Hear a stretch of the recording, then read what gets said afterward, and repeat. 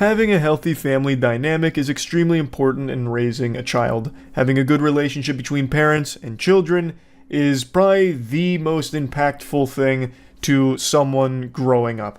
And that's not groundbreaking new information here. You know, this isn't like an episode of Rugrats where I'm coming at you like Dr. Lipschitz here, dropping all of this wisdom about raising children. Everyone knows this. If your parents come home from work every day and crack open a cold brewski, kick sand in your face, and call you mean names like dweeb and tell you you're ugly, it's just not an optimal environment to be raised in. And you know what else is an awful environment to be raised in?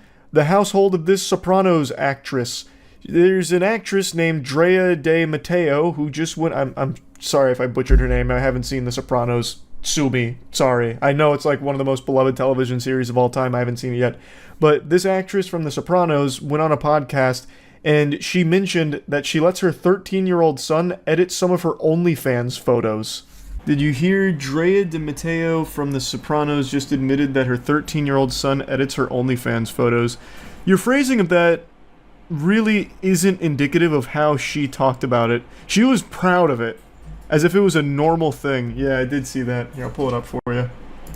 She was on like a podcast and was talking about her OnlyFans work, and the question came up about like her 13-year-old like working for her, and she was like, "Oh yeah, no, he edits my OnlyFans photos, so let's come talk to me about like, Mom, what do you want me to do about this bikini line?" And of course, I don't let him see any of the other girls' stuff or whatever. Queen. You're doing girl-on-girl collabs. Yes, because we are switching this pod up. Okay, let's get... Blackjack in Alabama. My kids are out there. I'm sorry, guys. I'm really sorry. Wait, but they know. They know who their Before mama you is. start, your son was outside saying he edits your OnlyFans photos. Oh, yeah. That is He's like, demented. What do with the bikini line here? Yeah. That is just demented. The shamelessness is crazy. I don't know how that's not like a crime. Doesn't that have to be some kind of like... I guess I don't know what OnlyFans content she's talking about. But like if a 13-year-old is editing pornographic content, that has gotta be illegal. So you don't have to apologize to them, I don't think. No, I love but it. they don't see the girl shop. I also cannot believe the response from these two. He's acting like this is some kind of normal thing. Like, I remember when I was a 13-year-old boy and my mom came up to me and said, "Hey son, you want to make a couple quarters this summer? Edit my porn." And I said, "All right. Simple blue-collar work. Put some hair on your chest." And then she says that she loves it. That's unhinged. But I do go over that with them before I ever put them out. I was like, "Are you okay with this?" Because it's like, Aw. if I were to do it in a movie, because I would make out with girls in movies all day long before What I'd even make out with movies are boys. names but really I think the same Download way, for the plane? the same way that you tell to have these conversations with your kids, I think you need to call me before you do it. Also, Torch Queen. So I haven't seen the full clip or anything. This guy seems kind of creepy. But this whole thing is absurd. So she's saying like, "Oh yeah, I'd make out with girls all the time in movies, you know." So I check with my son to make sure it's okay. Like, what? Having a 13-year-old edit your OnlyFans content has to be illegal.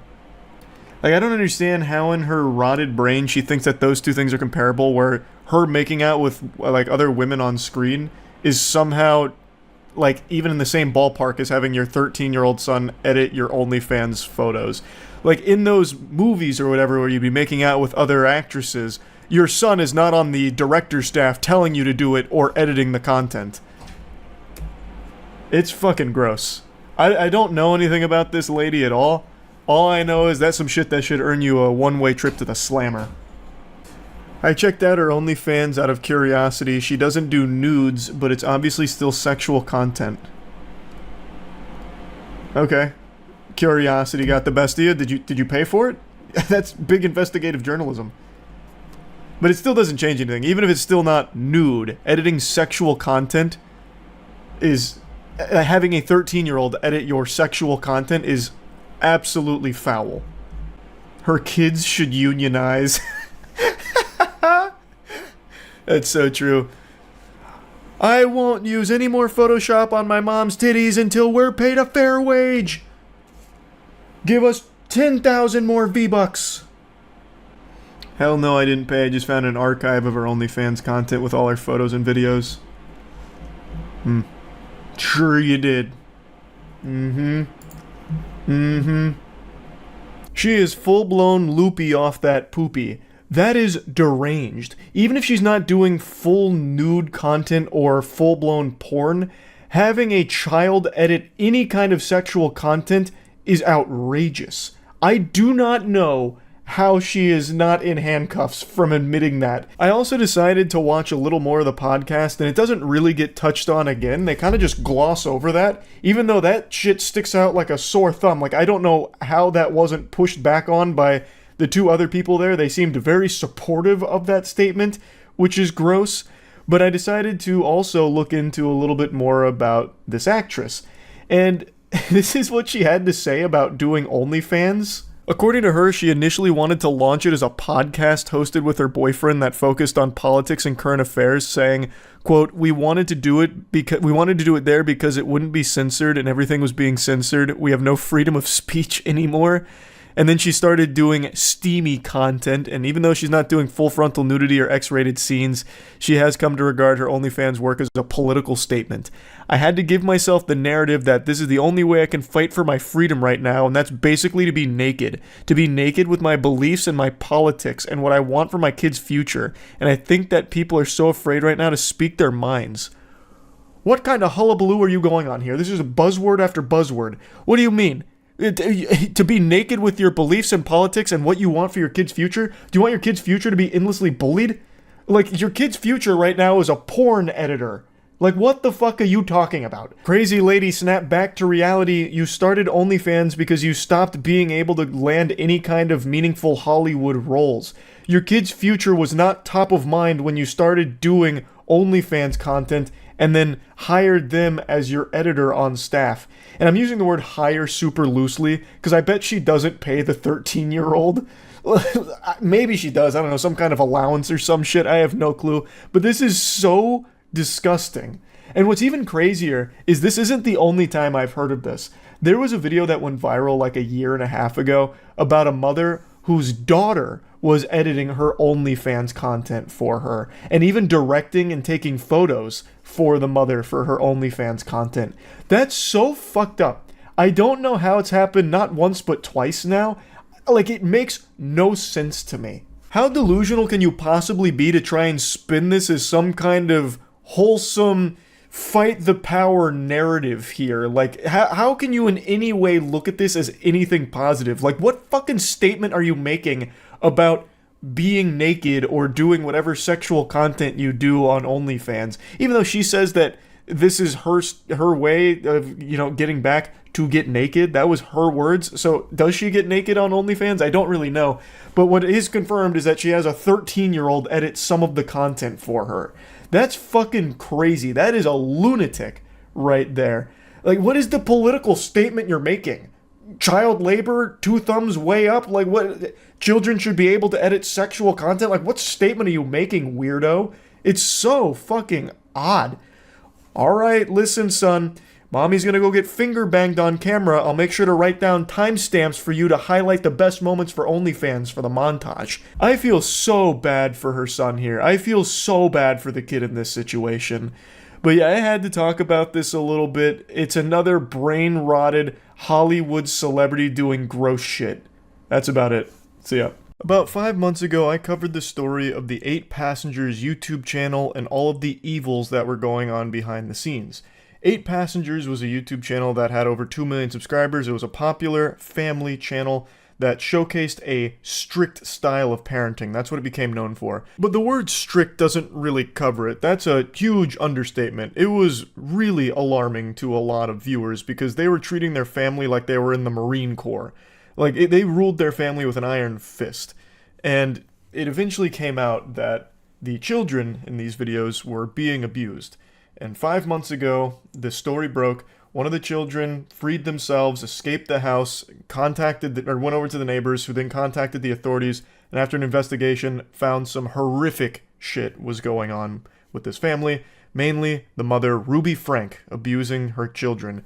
Ruby Frank also had an accomplice named Jody Hildebrandt, and together the two of them put these children through unspeakable evils. and today I have an update to share with all of you because they have been sentenced. Ruby Frank was apparently sobbing at the sentencing and blamed the child abuse on being deceived into thinking the world was evil. I don't understand that thought process at all. She was deceived into thinking the world was an evil place, thus she had to be evil herself. You're the evil, Ruby. You are the one who knocks. The fuck you talking about? She had the gall to try and paint herself as a victim almost, making claims that she was manipulated and like morally confused and it ended up with her turning into this child abuser. It's ridiculous. But luckily the crocodile tears from this brain-dead strategy here didn't do much to help her. She was sentenced to 4 to 60 years in prison. She pled guilty along with her associate to abusing 2 of Frank's children. However, neither woman will serve more than 30 years in prison because of a Utah law that prohibits consecutive sentences exceeding that. Moments before a Utah District Court judge sentenced Frank to consecutively serve 1 to 15 years behind bars for each of the 4 counts of aggravated child abuse, Frank tearfully told the court she never meant to harm the children. Which makes absolutely no sense. She obviously knew what she was doing was harming the children because she would deprive them of food, water, a place to sleep, and the children were even beaten, among other horrible things. All things that can't necessarily be confused with just building character or something like that. Can't possibly be just written off as strict parenting. This isn't one of those situations where you'll see people come out of the woodwork to defend it. They were just spanking their kids. It helps discipline them. Put some hair on their chest. I remember when Peepaw took me out back and made me gargle a glass of motor oil and nails in order to turn into a man, and look how I turned out. It's nothing like that. She would beat her kids and left them in states of malnourishment. It's so heinous what Ruby and Jody inflicted upon these children. And that Utah law that prohibits them from serving that full, potentially 60-year sentence really sucks here because they deserve life in jail for what they've done here. The reason why there's a huge range of 4 to 60 years is because there's still one more step where another board is going to ultimately decide how much time they should spend there. And if the board members are watching, it better be the maximum. Anything shy of the maximum is an affront to justice. Heavens to Betsy, I tell you, if they end up only serving 4 years for these actions, I'm gonna have a conniption. You would be enabling monsters to get away with it. And that is an unforgivable sin on your part. You would be condemning yourself to hell for that. You'd be dining down there with Lucifer in the afterlife if you let them get away with this and only get 4 years of prison time. So the Business Insider article dives a bit more into Frank's behavior during this.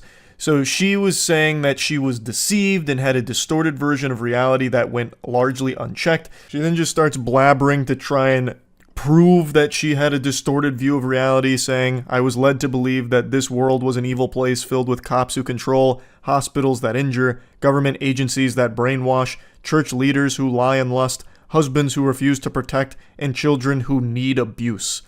Let me pause real quick. Ruby, if this was your view of the world, why wouldn't you want to rise above that and be the exact opposite of that perspective? So you're viewing the world through your stupid glasses, whatever. You got your fucking moron dunce hat on, whatever. Why wouldn't you want to be the exception? Why wouldn't you want to be the one that's loving and nurturing their children? Why wouldn't you want to be the one that's not evil in this evil world you believe you live in?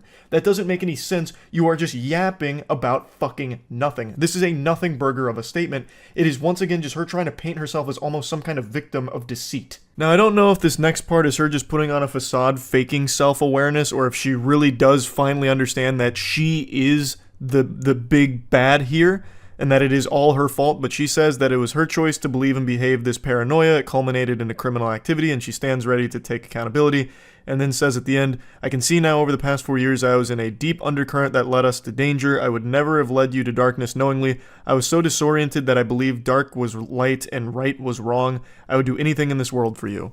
To me, this feels like hollow words, because the only thing she ever did in the world for her children was keep them in a state of malnourishment, fear, and misery. I really get the impression that Ruby is a manipulator. I think what she's trying to do here is put on this act of remorse. I really get the impression, through learning what I have about this case now, that Ruby would do anything to keep herself out of trouble. But I think deep down she isn't really remorseful of her actions. I don't think she existed in this year-long disoriented state that led her to abusing her kids for this long period of time, she was so proud of the way that she handled her family, she would post about it frequently on YouTube and defend it as like a strict parenting style. So I really think she's not remorseful and just desperately trying to save her own ass. Also, the next thing she said about her willingness to sacrifice all for her children being masterfully manipulated into something very ugly once again reads to me as her trying to pass the blame. Now, throughout a lot of this, it seems that Ruby is trying very hard to play like the deceived victim here, and Jody kind of being like the puppet master behind it. Jody was the one that was really kind of isolating Frank, keeping her away from her husband and all of these other things, and making sure that her morality was constantly confused.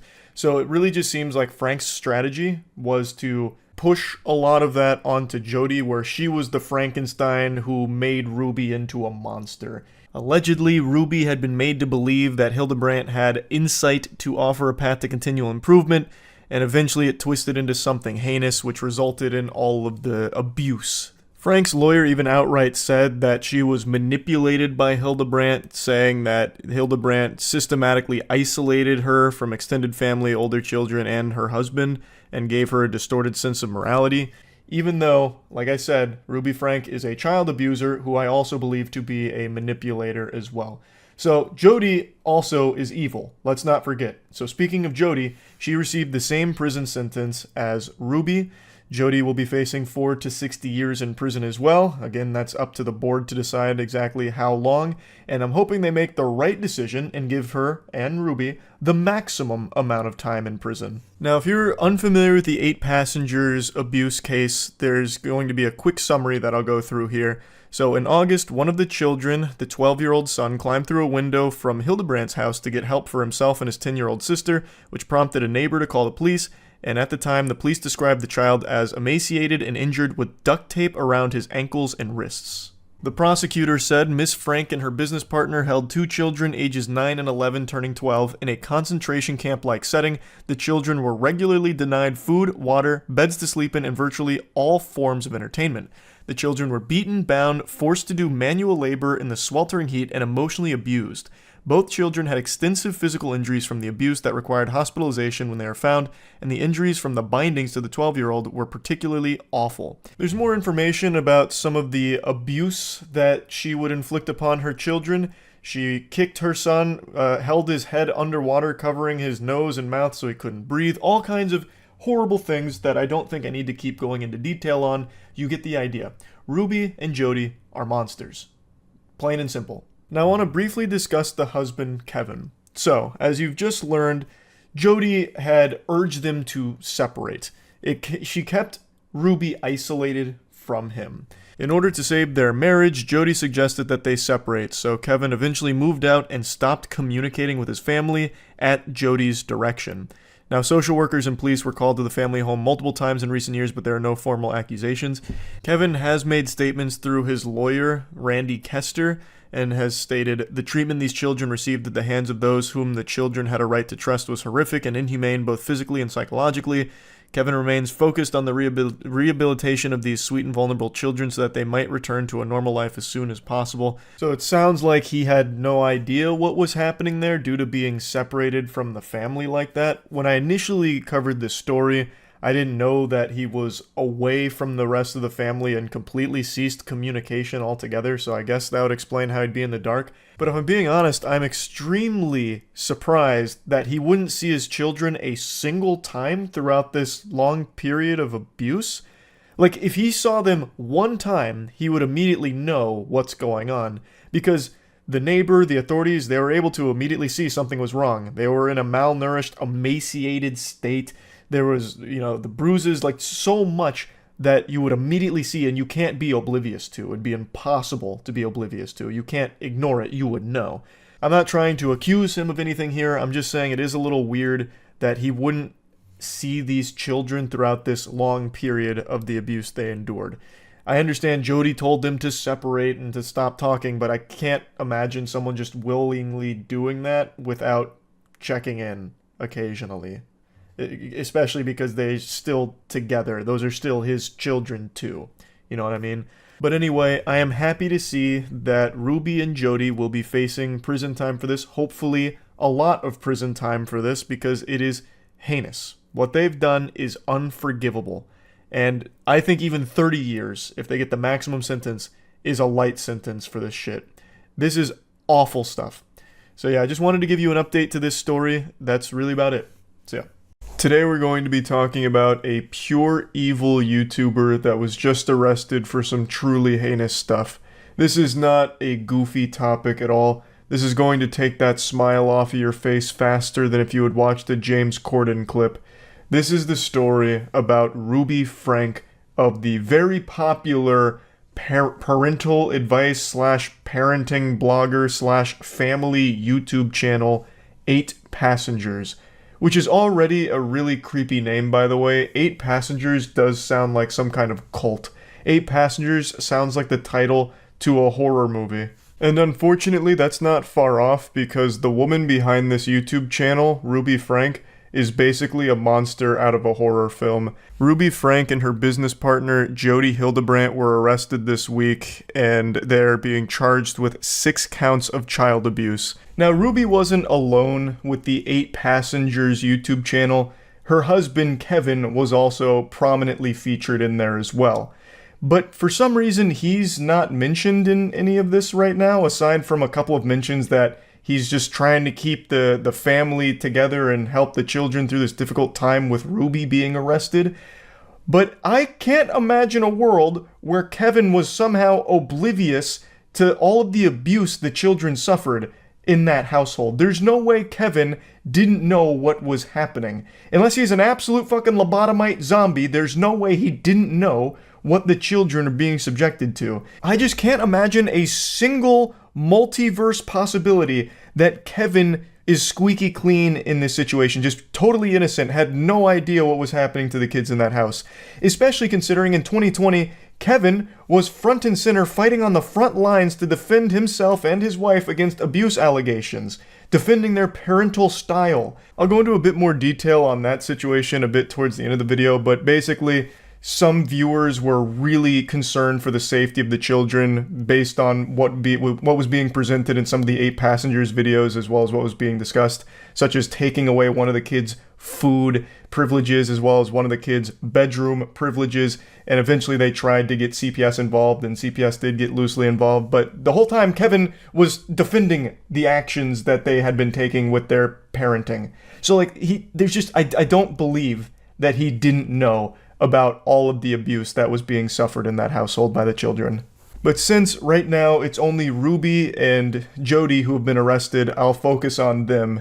They go over some of the stories and videos that she would proudly post on her channel, where she just openly admits, proudly, almost bragging, about torturing her children. She built a reputation as being a strict parent with a strict parental style, but strict is not the right word for it. This isn't like some kind of teacher that's like, hey class, settle down, no fishy business, we got work to do here. And this isn't even strict like, you know, your fucking basic training drill sergeant or anything.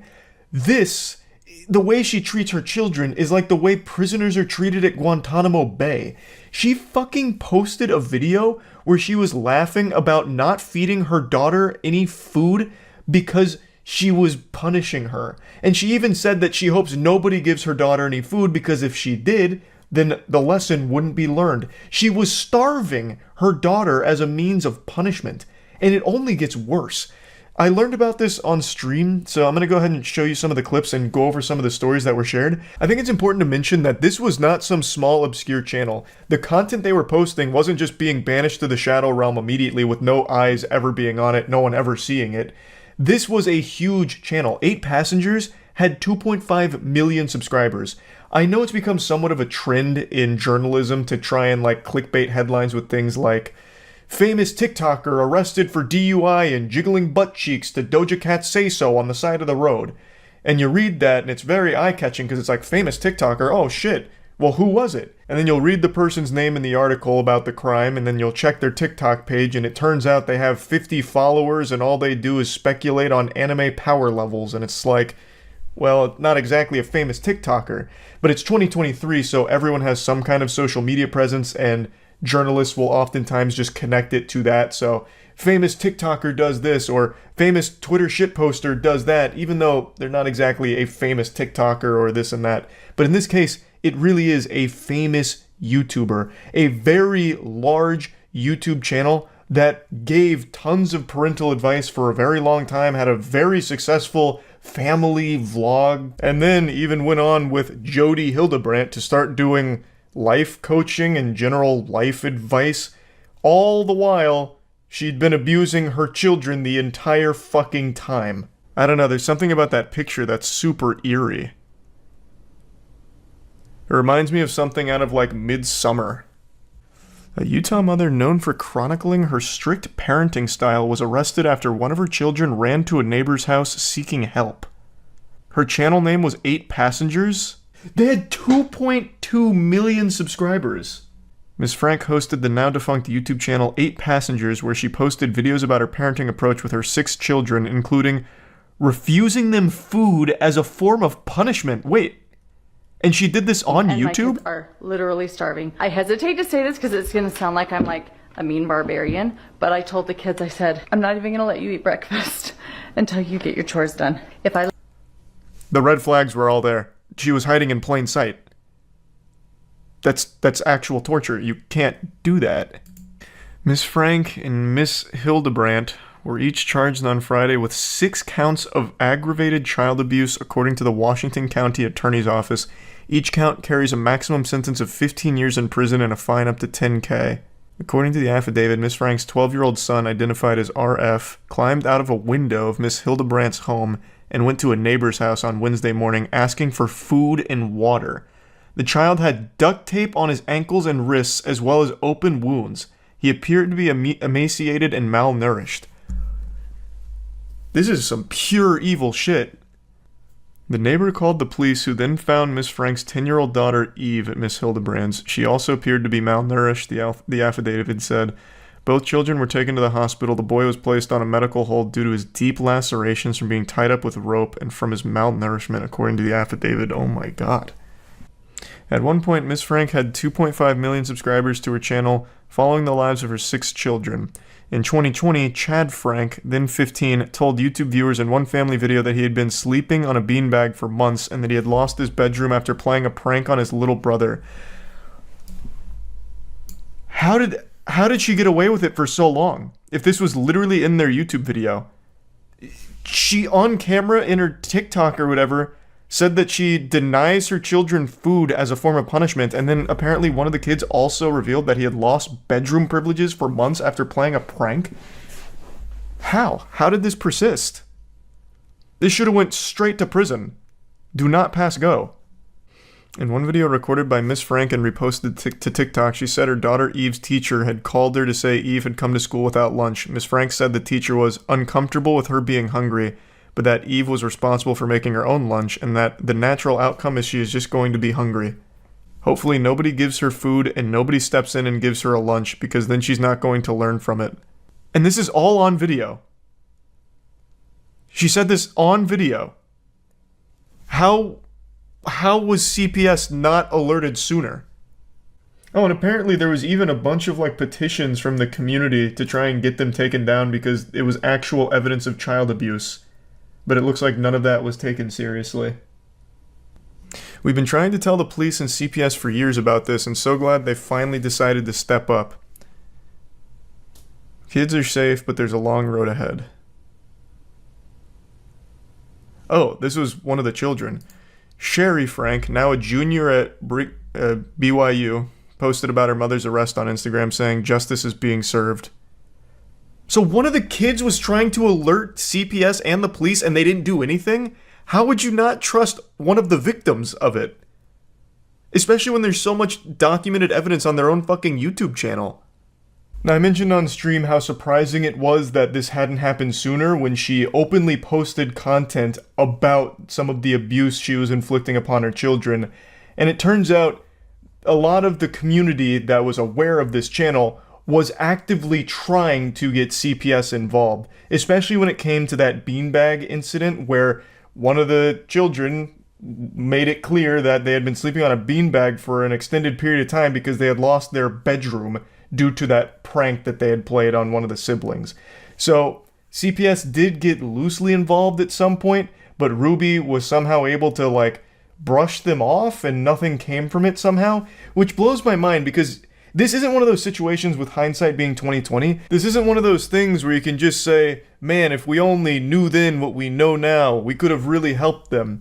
Because this is so clear cut. Like, this should have been a no-brainer that something was wrong. For an authority figure to look at any of these videos, it should have been a massive, alarming situation. Fucking sirens should have been blaring. The second that Ruby was proudly gloating, wiggling her finger, celebrating her incredible parenting of just depriving her children of food as a punishment, that should have been enough to get authorities involved and learn about what was actually happening here with the Ruby Frank household. It's super infuriating that this went on for as long as it did, when a lot of people did keep trying to push this forward to CPS to get them to take action, knowing that something was wrong and knowing what Ruby was posting about and saying was not okay. It's not strict parenting, it's actual abuse. By every possible definition. This is not something where it's like, builds character, toughen up, sport, rub some dirt in it. You know, you're not getting breakfast. In fact, you're also not getting your bedroom. It's going to put some hair on your chest. You're going to learn something today. You know, it's not anything like that. It's fucking abuse. This isn't parenting. I can't believe that it went on for so long.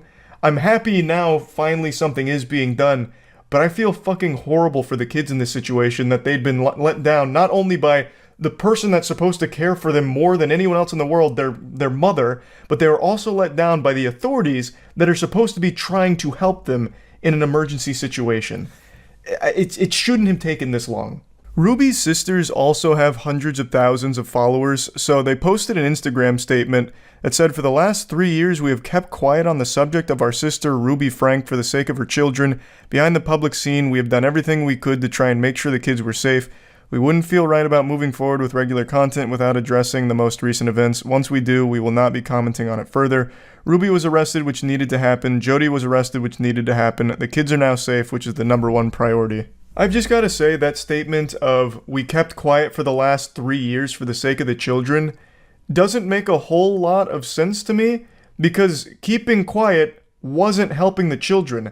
They were being abused, and if you were aware of that, how the fuck would being quiet somehow help them? How is that doing everything you can behind the scenes to keep them safe? That's doing nothing. That is literally the Simpsons meme of "we've tried nothing and we're all out of ideas." Now, I guess it's possible they didn't know the extent of the abuse that the children were suffering, but even still, if you were aware of children being abused in any capacity, you should have been doing everything in your power to get the kids out of that situation. Being quiet doesn't get them out of the situation. That doesn't do anything to actually save them or keep them safe. You should have made a lot of noise and kept going to authorities over and over again, gathering as much evidence as possible to try and help those kids. And maybe they were. Like, this is, again, just a very short statement, so maybe they were, but them saying that they kept quiet for 3 years to keep them safe, it doesn't compute. Because that's not keeping the kids safe, that's keeping them locked in that prison with the monster. Now, as was mentioned by one of the daughters, there was a lot of attempts to get police and CPS involved that just didn't work. So it is possible that perhaps the sisters here were actively trying to do that and kept trying to get authorities involved unsuccessfully. It's just that saying you kept quiet for 3 years it really isn't clicking with me. I don't know why you would be quiet for 3 years if you were actively working to keep the kids safe. Let's imagine that one of the kids wasn't lucky enough to break free and escape through a window and get help from someone nearby. They'd still be tied up right now in that house, and you would still be being quiet. This fucking ridiculous silence is golden strategy didn't help the kids. The only person it helped was your sister, because it allowed her to keep abusing those children for 3 more years. And the only reason this even came crumbling down and she finally got arrested is because one of them broke free, covered in deep lacerations, and was able to get help so they could all be saved. Had that not happened, you would still be quiet, and those kids would still be suffering. I know I'm getting pretty heated here, but this story is just infuriatingly evil. I am happy that Ruby and Jody have been arrested. I hope they get the absolute maximum sentence here. But I do still think there's other people that knew what was happening in that household that should also face very severe punishment for allowing that to happen and continue happening for as long as it did. So yeah, I just wanted to talk about this. That's about it. So yeah. I went over to my family's house for dinner a couple nights ago, and my father was raving and couldn't stop talking about a case I'd never heard of that apparently is just wrapped up. The Alex Murdaugh murder case. And in fact, it extends beyond that. The entire Murdaugh family murders. This is a very high-profile case that I just hadn't heard of until my father started lecturing me on it like I had just taken a criminology course. He apparently followed every single piece of evidence that dropped. He watched every trial, everything. My dad studied the tits off of this case like he was going there to prosecute Alex Murdaugh himself. And it piqued my interest. It made me want to learn more about it. So I went to the best goddamn channel on YouTube for things like this, Legal Eagle. Legal Eagle recently made a full, beautiful breakdown going over every single piece of evidence and every single key point in the entire Murdaugh history. So I'm going to put a link to that in the description, but I just kind of wanted to share it with all of you because this is one of the more deep and disturbing cases I've learned about in quite a while. So I just wanted to share kind of the gist of it with all of you, but I highly recommend watching Legal Eagle's video on it if you want to learn the most about it and see how everything unfolded. You see the Murdaugh murders. So my dad just told me about that. I didn't know anything about it. And he was apparently embezzling money for a long time, a pathological liar, an oxy addict, and he snapped and killed his son and wife. My dad was telling me all about it, apparently. Or, not apparently, my dad was telling me all about it. Apparently, it was a wild case, and I didn't hear shit about it. Yeah, apparently the prosecutors had a video that the son had recorded that proved that Alex Murdaugh was lying about his whereabouts on the night of the murders. So I guess the story was they were killed at like the dog kennels on their property. Alex Murdaugh claimed that he wasn't there that night at the kennels, and he had like a couple alibis because they had his whole phone record. Apparently he called a ton of people to try and get a couple alibis. And eventually the prosecutors showed a video that his son had recorded literally minutes before he was murdered. His son he killed also got in a boat accident that killed a girl named Mallory Beach, and also was the only witness to his housekeeper dying, and he embezzled her life insurance. Oh, what the fuck? Close. Los Angeles area double murder expert O.J. Simpson predicted that the Alec Murdaugh jury would acquit the low-country lawyer of double murder. It turns out that Simpson's powers of prognostication don't really work for murders he wasn't directly involved in. It wouldn't surprise me in the least if this guy beats this case. So before I explain... It's crazy. It is crazy. We have O.J. Simpson on Twitter dropping reaction videos, giving his opinion on how another murderer could potentially beat their case. That blows my mind. Randolph Murdaugh Sr. was elected solicitor in 1920 and served until he was killed by a freight train in 1940. Sounds like a murder. That sounds like an actual old western murder where they tied him to the train tracks. Don't know the situation, it literally just sounds like he was murdered. Now, some people suspected that the freight train incident was a suicide because no one could figure out why Randolph's car stalled on the tracks. But Murdaugh Sr. was succeeded by his son, Randolph Murdaugh Jr., known as Buster, who held the position for 46 years cool from nickname. 1942. On two separate occasions, 20 years apart, he told jurors that if they didn't impose the death penalty on a criminal defendant, he would use his power as solicitor to release other rapists into the community. Yes, you heard that right. What? It's hard to imagine a worse thing a prosecutor could say in court, but I'm sure prosecutors have. And he got to keep the position? He would make these threats like, okay, if he doesn't get the death penalty, 5 rapists will go into Gotham. He sounds like the Joker. What? Elected official, so he just campaigns and pays off the right people? Yeah, but I'm sure there's still systems in place where if you're threatening to release rapists out of like a grudge, you can get fired. Like you can get like taken out. Like you lose your position, I would think. Because it was the 70s. It's not like rape was cool in the 70s either. I'm sure people weren't like rallying behind him like, yeah, that's fucking Buster right there. That's how Buster plays. Give the death penalty. Or 50 rapists. Buster, release 50 rapists into the neighborhood. The guy really had rapists in the queue to join the server. Oh, you're talking about Buster still, yeah. I'm just going to take a guess that the other Murdochs didn't use the same tactic. Alex Murdaugh, the now convicted murderer, is Randolph III's son. All of this information is to show you that the entire Murdaugh line is fucking evil, basically.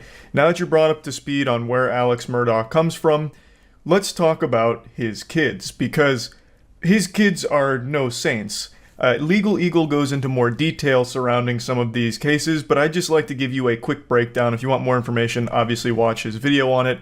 But one of Alex's sons, Buster, who is named after, of course, Buster Murdaugh, who came before him, is actually a person of interest in a 2015 death.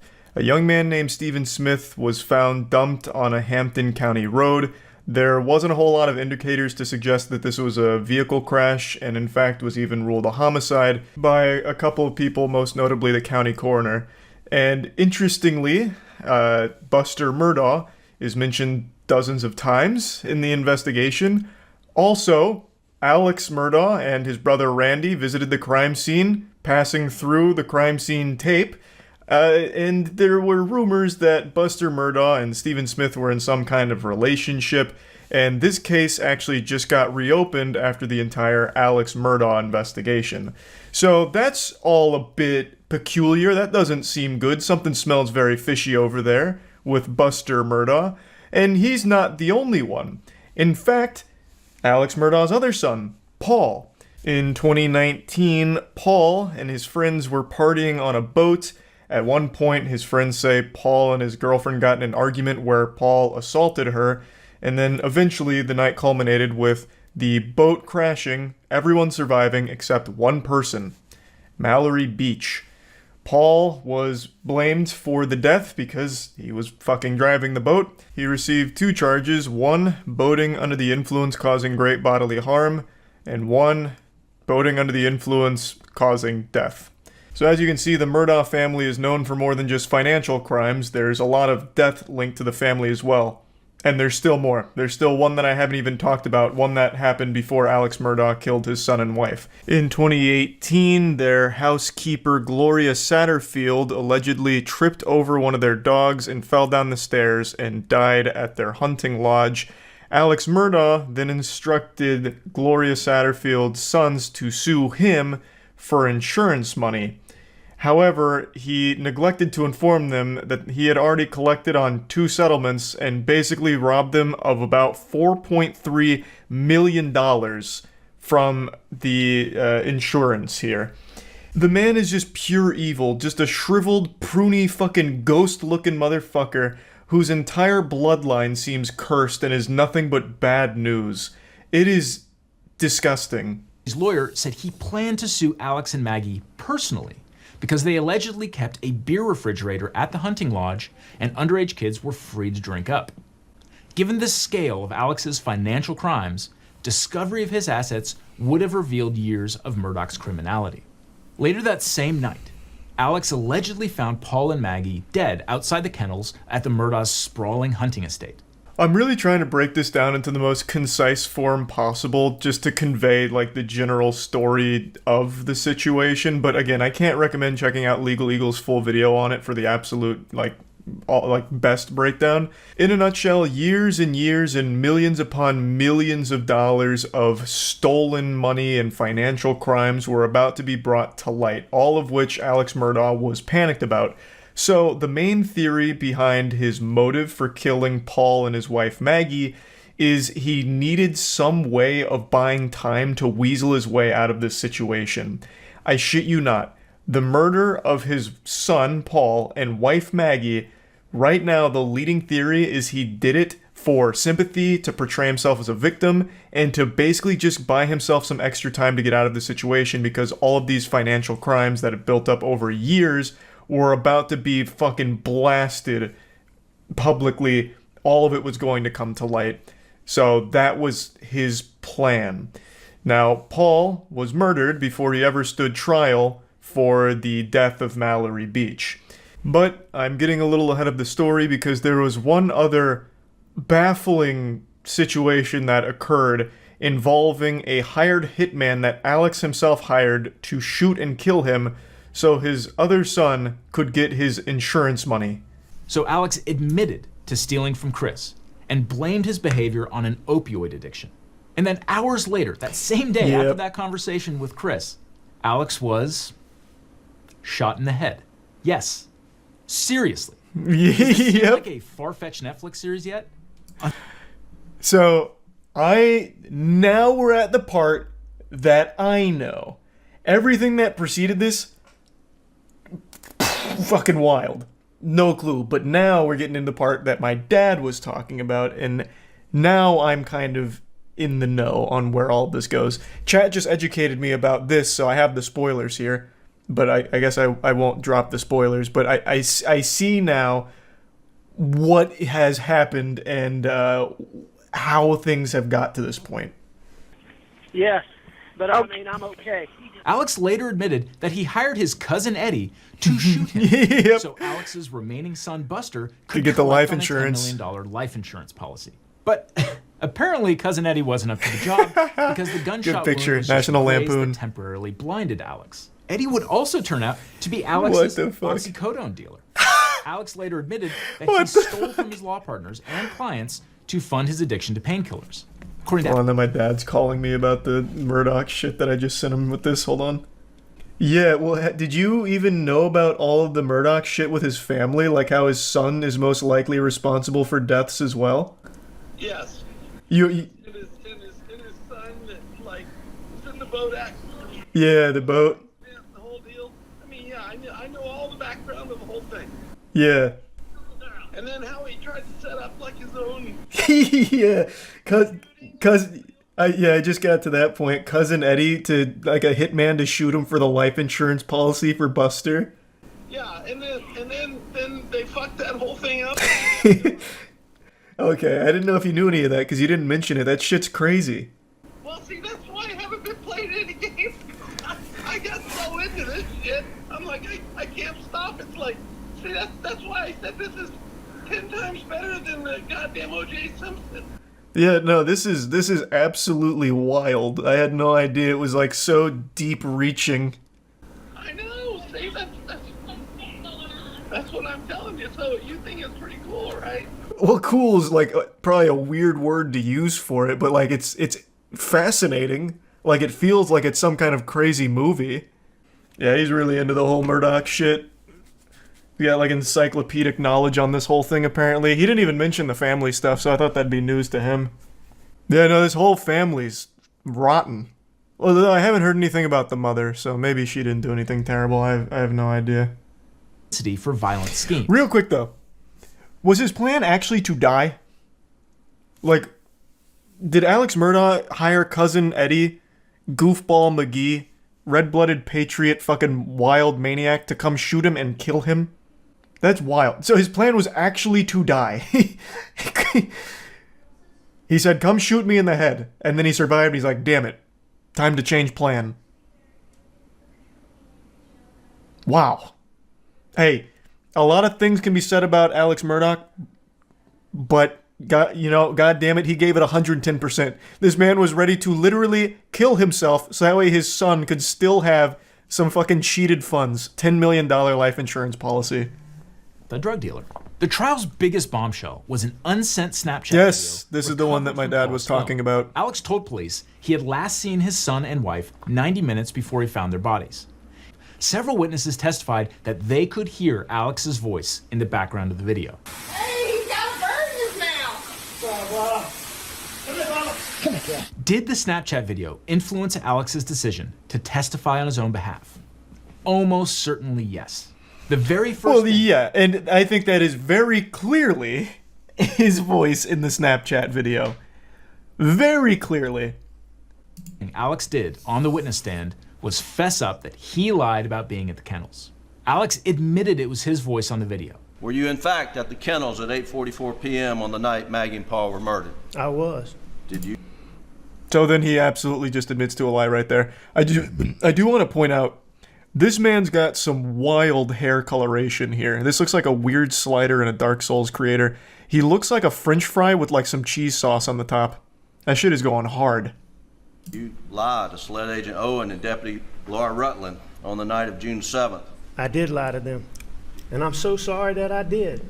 Other than lying to them about going to the kennel, I was very Holy cooperative shit. in every aspect of this investigation. When Alex's brother Randy overheard Alex trying to bribe a nurse to let him use her phone, he thought it was suspicious. And brother Randy called the police and the story began to unravel. Oh, Jesus Christ. SLED sketch artist and spent. Man, this guy just straight up looks evil. He looks actually soulless. Those are some hollow, empty devil eyes right there. 100%. Sometimes people just look the part. But in an earlier interview with investigators, Alex had actually implicated his groundskeeper. He also told the jury that someone angry about the death of Mallory Beach committed the murders. These inconsistencies undermined Alex's credibility. Then there's the mess with Alex's financial crimes. The prosecution argued that Alex's financial crimes couldn't be separated from the murders because exposure of his vast financial crimes was one of the motives speaks to his for killing characters. Maggie and Paul. Well, not only that, I imagine that also helps to demonstrate, like, make a character profile, right? I don't know if that is actually something that's usable in court, but doesn't that also serve to poke holes in the credibility since all of these financial crimes hinged on a bunch of lies and embezzlement and all of that? Or is that not allowed? Every single one of these, you had to sit down and look someone in the eye and convince them that you were on their side when you were not. Wow, that's hardball. Do you remember even one of them? If you ask me questions, but I can't remember sitting down with Dion. Alex's response? What I admit is I misled them. I did wrong, and that I stole their money. What Prosecutor Waters was getting at was this. Ladies and gentlemen of the jury, Alex Murdaugh is sitting there and looking at you and convince you of something, but you shouldn't believe him. Just look at how he lied in the past. That's Moreover, strong Alex as fuck. testified that all of his financial bad deeds were caused by his drug habit, which was costing him as much as $60,000 a week. As for the weapons, prosecutors said casings for bullets from a .300 Blackout rifle were found near Maggie's body. And the Murdaughs owned a rifle chambered in .300 Blackout, and the weapon is now missing. Alex also couldn't account for the clothing he was wearing on the day of the murders. His clothes had never been found. His mother's caregiver testified that after the murders, Alex tried to remind her about what he was wearing. I guess it's easy in hindsight, but I feel like even if I was in the court as this was unfolding, the second it came to that point, both of those in conjunction, I'd be like, well, he fucking did it. What kind of coincidence is that? Oh, so they were killed with .300 Blackout rounds. Oh, you have a weapon with .300 Blackout. That's a weird coincidence. Can you bring it in so we can just make sure like everything's, all good? Oh, it's missing. Well, what happened to it? Oh, you don't know. Oh.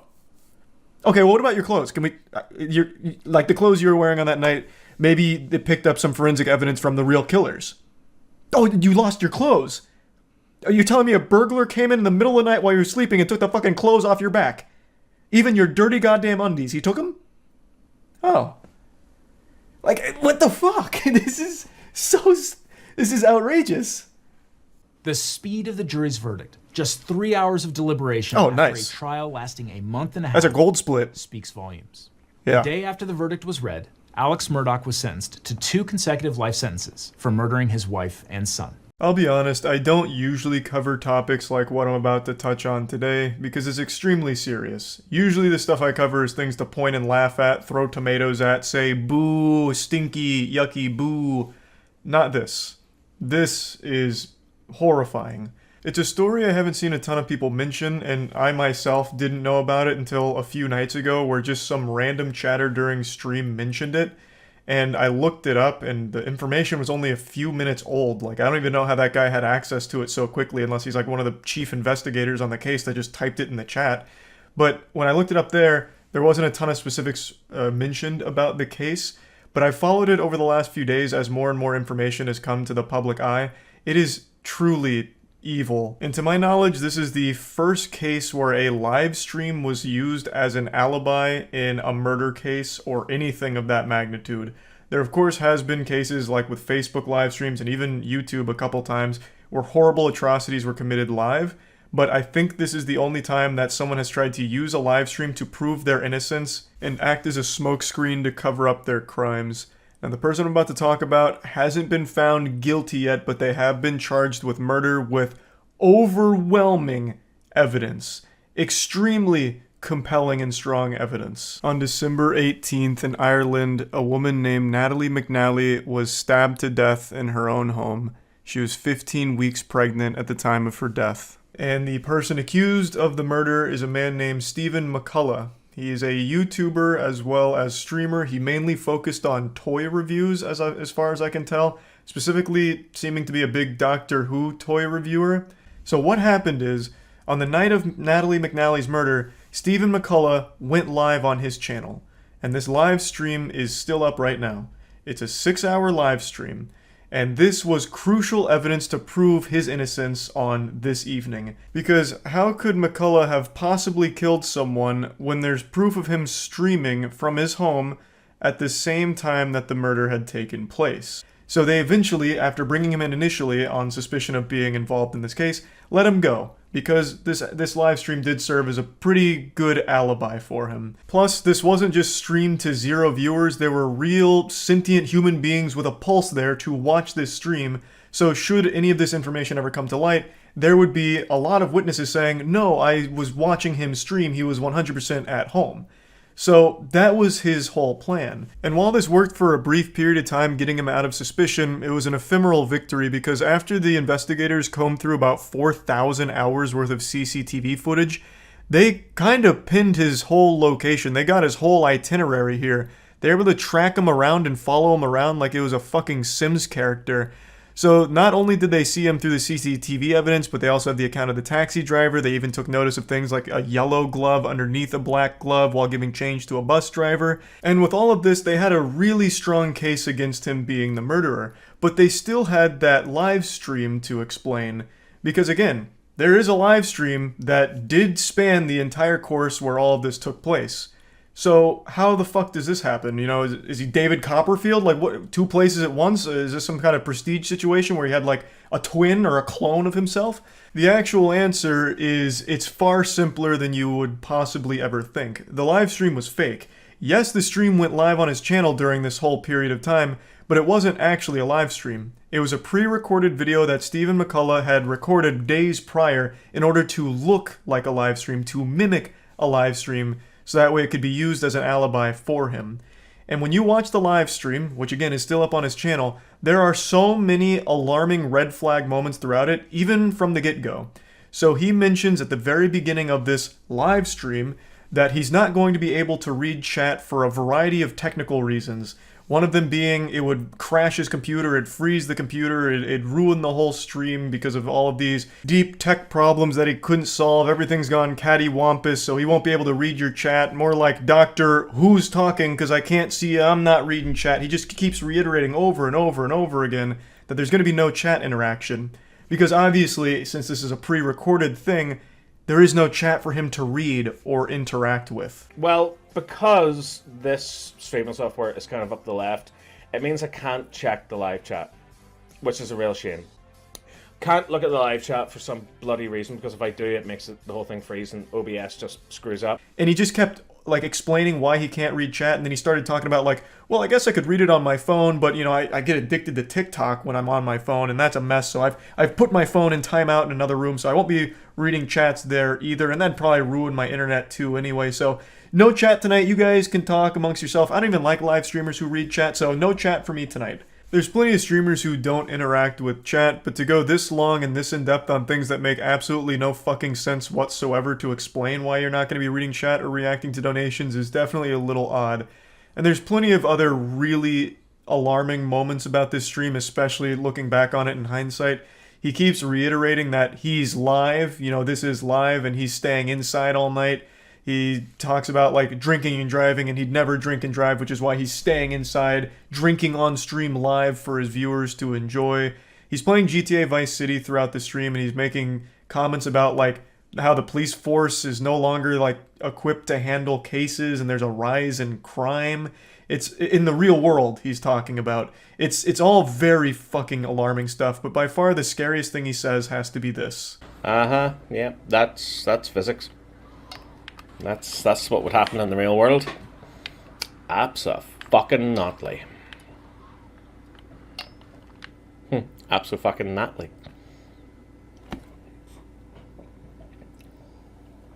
Completely out of nowhere, unprompted, he mentions someone named Natalie in a pretty menacing way. And once again, there's plenty of other things he says in here that are very scary, but I think this one is by far the worst moment. This has been 100% confirmed beyond a shadow of a doubt to be a fake live stream. When authorities seized some possessions, they found the actual video itself and concluded that it was filmed on December 13th or 14th. And also, McCullough himself has confirmed that the live stream was not actually live, it was pre-recorded, but insists that he was actually just drinking by himself alone that night. He completely denies the murder and insists that someone else may have been dropped off in a taxi near his home. This is referring to the CCTV evidence that they've gathered, pinpointing all of his locations throughout the evening. There's also other awful shit here as well. McCullough stayed pretty close to Natalie McNally's parents, and in one case even left his phone over at their house in order to like bug them and secretly spy on them to record their conversations to see if he was a suspect. So McCullough went to the McNally house, left his phone on record, and left, but returned 40 minutes later claiming to have forgotten it, and police were saying that this was an attempt to listen into their conversations to see if they suspected him of anything in this. I can't envision a world where Stephen McCullough is not the person who committed this crime. There is just an overwhelming amount of evidence against him.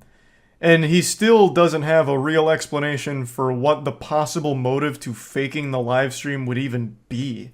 Nothing that makes sense, at least. And then randomly dropping Natalie's name during it. I just cannot imagine that this man is innocent, but he hasn't been found fully guilty of being the murderer yet. But yeah, overall, a horrifying situation. I'm wishing the absolute best for the McNally family, and I'm hoping justice is served here. That's about it. So yeah. It's only been a few weeks since we talked about that horrible hemorrhoid on Twitch that abused his son because he lost a Madden game. That story has a happy ending. Luckily, George R.R. Martin finished this tale. He got kicked out of the house by his wife and hasn't really said or done anything since. I guess he just faded into the football shadow realm. But then, yesterday, some other streamer saw this guy and must have said, I want to be like him, but worse. So we have an even worse father that came out of nowhere, a new anime villain here, and this pathetic urinal cake just exists to get pissed on. He fucking sucks at the games he plays, and he has some of the worst anger I've seen on Twitch. I went through a couple of his old shit, and it's nothing but him raging half the fucking streams. But last night there was an eruption from this volcano of pathetic worthlessness. He storms out of his chair going off screen, yelling and screaming at a child, saying that he's gonna break their neck, saying, I hate you. And the child is crying and screaming, and he goes on Twitter to say it wasn't directed at his daughter, it was directed at his dog. He was threatening to break his dog's neck, which makes everything okay. I'm going to show the clip now. It's very disturbing, just a heads up, and then we'll go over him trying to justify his absolutely disgusting behavior.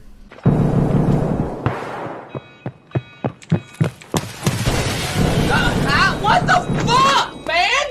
Oh my god, dude, I fucking pre-fired him! Dude. Okay! Did you get head jaws by him too? God, man. This fucking shit, dude.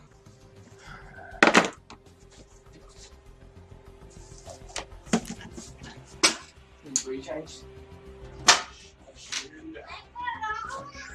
Oh my god, stop fucking shitting in it! Stop shitting! I don't care, Riley. Shush.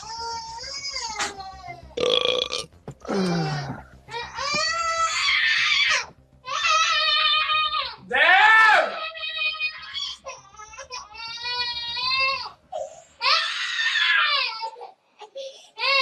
Stop fucking shitting yourself, dude. How hard is that?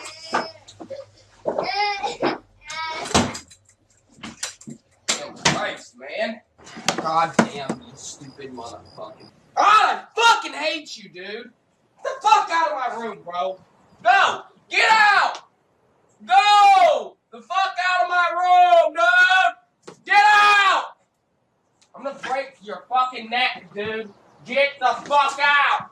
He's yelling at a child, but he himself is the biggest child in that house, just having a full-on, whiny, pissed-pants baby meltdown. Oh no! Okay, dude. Oh. All because he just fucking sucks ass at his video game. And of course you could see some gamer tears crashing upon his Dorito-dusted desk as he gets up and then just starts to be abusive towards everyone around him. Now it's important to note that this clip is actually cut. It's not one continuous clip, but it's in two big sections. The first section where he goes, starts yelling and a child is crying as he says to stop shitting yourself, and then it's cut again when he gets up and he says to get the fuck out, I hate you, I'll break your neck. So there is two clips here. And in the first one, I think it's very clear that this is directed at his daughter. And he is a father, he has a daughter, this is his Twitter bio, aspiring gamer, single father of a beautiful 3-year-old, business owner. Look, I'm no fortune teller, I don't have a crystal ball, but I think this clip right here just single-handedly killed your business. I don't know what the business was, probably something fucking terrible though, like he probably sells gaming diapers because he's always shitting himself out of anger in his video games, so probably thinks there's a market for it, not realizing that he's just one of the only ones that gets that fucking mad at games. Now this asshole took a much different approach to the last abusive father on Twitch. That guy just left without saying anything, didn't bother to defend himself. This guy's doing everything he can to justify what happened here. So going on Twitter, we'll go over some of them. He says, anyone who believes that edited ass clip is severely misinformed. While I don't dismiss that I got overly upset, I was definitely 100% talking about my dog. The guy that I banned from my stream edited it to not seem so, but that's what it was. This guy even fucking writes like a child. And there's a lot of problems with this statement here. One, this guy gets about 2 viewers a stream, and I don't think he banned one of those 2 people, and I'm pretty sure both of those people are just him watching his own stream on different devices. The only reason this clip even surfaced is because the guy that killed him is a streamer, and his name is Frizzable, so he checked in on this guy's stream to see how he reacted to the kill, and he got blasted with this disgusting dose of garbage. That's the only reason this clip surfaced. It's not like there was some angry viewer that was just so upset that he got banned from his favorite streamer, Kill MF Cam. That was his favorite place to hang out. That's where the cool kids went to drink brewskis and watch some child abuse on stream. And when he got banned, he just couldn't take it. So he made a video to slander the poor guy. And then another problem with this statement is edited ass clip. There's only one edit. It's a continuous shot all the way up till when the child is crying, and then it cuts again to when he gets out of his chair to yell one more time saying, I hate you and I'll break your neck.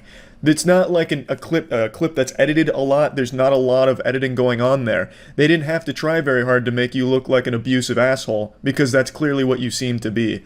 Now in the second clip, it could be directed at someone that's not his daughter, since his daughter is no longer screaming and crying out of fear. So that's possible that it's directed at his dog. But does that make it any better, you cum dumpster scumbag? I don't think so. Animal abuse is still a horrible thing, also still a crime. The first clip though, I think it's pretty undeniable that that was directed at your daughter. You wouldn't talk to a dog that way, and your daughter is extremely fucking scared, crying. So I don't know how you could possibly make the argument that the first part of this clip is not directed at your daughter. Because even if it wasn't, it clearly seems like she feels that it is. He continues, you really said I threatened to break my dog's neck, not my 3-year-old son, and admitted to hitting your dog because you got angry, and think that sounds any better at all. And this dumb, stupid piece of shit says, yes it is, I am allowed to whoop my dog's ass. First of all, you fucking troglodyte, you used the wrong allowed. I've never even seen this mistake before. The word you were looking for is allowed, A-L-L-O-W-E-D, not allowed, A-L-O-U-D. That means you're speaking aloud. You fucking dumb idiot. Like, holy shit, you are so stupid. I didn't even know anyone could make this kind of mistake. But also, no, you're not allowed to whoop your dog's ass. That's called animal abuse, and you should not be allowed near any animals ever in the future. And your daughter shouldn't be in that household where you're beating dogs in the first place. He continues, whoop my dog's ass for being bad, dude. She's a pit, LMFAO. I whooped her butt twice and made her leave my bedroom, LMFAO. While it wasn't okay to sound so mad, it really wasn't what this guy edited it to be. This guy sucks. This guy fucking sucks. Every single statement he makes himself look worse and worse and worse. This guy is an insufferable asshole who apparently beats his dog in front of his daughter. So this is not acceptable. Even if in some far-off fantasy world at no point in that clip was any of that directed at his daughter, he openly admits to beating his dog, and you can hear his daughter crying about it. His most recent tweet to really cement his place as a good guy, a victim of slander, is this right here. I'm gonna go ahead and say one more time. To all that are concerned, I'm sorry I reacted the way I did. I did overreact, but my overreaction was in no way directed at my kid. That video is edited slander of me yelling at my dog. Though that doesn't excuse my anger, please realize. I mean, so this guy truly was the victim of just some horrible slander campaign. A smear campaign against the good guy, Killa MF Cam. Man, it's so upsetting to see just a normal, good, red-blooded American, hard-working man trying to beat his dog on stream and then getting slandered for it. Like, come on now. I feel so bad for the guy. Unbelievable that this good man would be the victim of such a horrendous, heinous slander video. Ugh, despicable. So yeah, this guy sucks. Luckily he was banned, so that's good to see.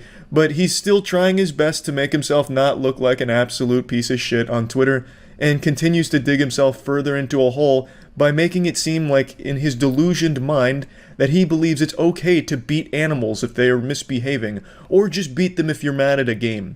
And of course in the clip you can hear his daughter crying about it, so she doesn't like it. So I would argue that you're traumatizing your daughter and teaching her that it's okay to beat things when you're upset. So, regardless of how you're going to try and spin this story, and you're not doing a good job of it anyway because you're admitting to a crime anyway, which is beating your dog, that's called animal abuse, that is still a crime, no matter what he's tried, he has made himself look like probably one of the worst streamers I've seen on Twitch. This guy is fucking horrible, and I just wanted to talk about it because this whole thing made me extremely mad. That's about it. So yeah.